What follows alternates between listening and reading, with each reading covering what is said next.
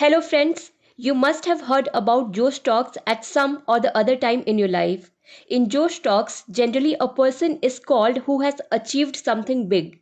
And these people tell in their Josh Talks that when they were not so successful, then what did they do that made them successful? That is, they explain their entire life journey and inspire people. But we are talking about 321 BC, the year Chandragupta Maurya conquered Magad by ending the Nand dynasty. So if there was Josh talks at that time, we would have been able to know about them easily.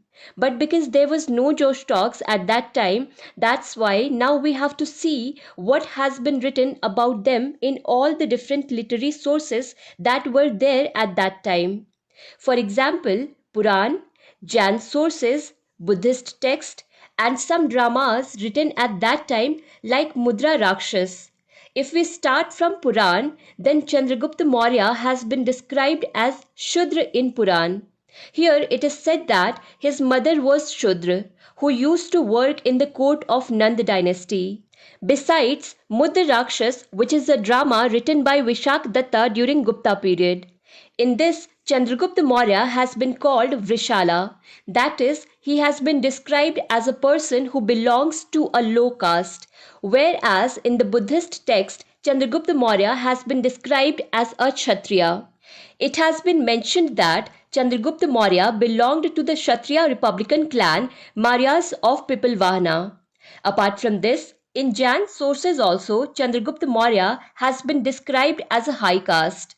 It has been mentioned here that the maternal grandfather of Chandragupta Maurya was a village headman. Apart from this, some foreign writers have also written about the origin of Chandragupta Maurya. For example, Greek writer Justin has mentioned Chandragupta Maurya to be of humble origin, that is, of low caste. So, seeing all these, we have already understood that it is not possible to say about the origin of Chandragupta Maurya with full certainty. So, moving ahead from the origin, now let's talk about his achievements.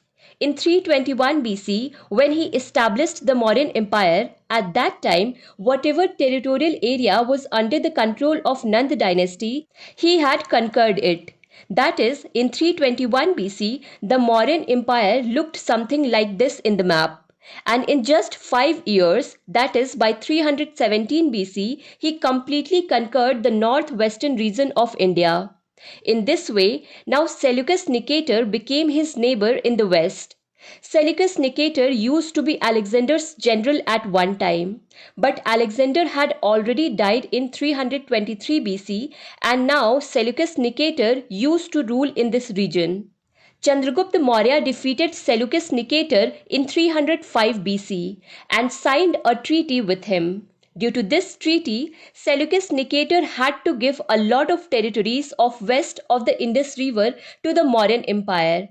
These territories were Arya, that is city Herat of today's Afghanistan, Arakosia, that is Kandahar region of Afghanistan, and Gedrosia, which is known as Baluchistan.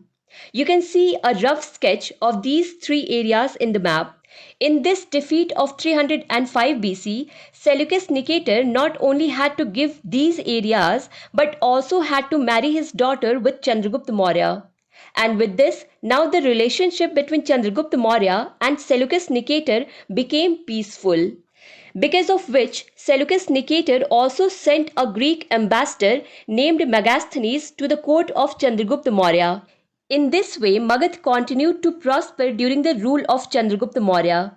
Then one day in 297 BC, the 6th Jan head Bhadrabahu came to meet Chandragupta Maurya at his palace.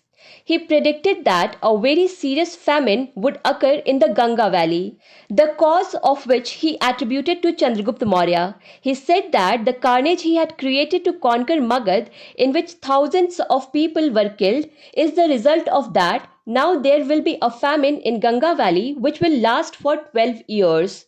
Hearing this, Chandragupta Maurya decided that he wanted to atone for his sins. And in such a situation, he left his kingdom and accepted Jainism, and along with Bhadrabahu and his followers went towards Deccan and south. The name of the place where he reached in South India is called Shravanbeligola. Shravanbeligola is in Karnataka, and it is believed that Chandragupta Maurya has a big contribution in the spread of Jainism in Karnataka.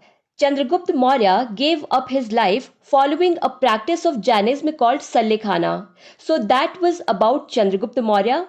But when Chandragupta Maurya left his kingdom, before doing so, he had made his son Bindusara the king of Magad. Bindusara was a very dangerous player who expanded the territory of Magad even more. He ruled from 297 BC to 272 BC. We will talk about him in detail in our next video. To understand Indian history and Indian polity in detail, do follow Bookstava playlist. Link is given in the description box. Thank you for watching Bookstava.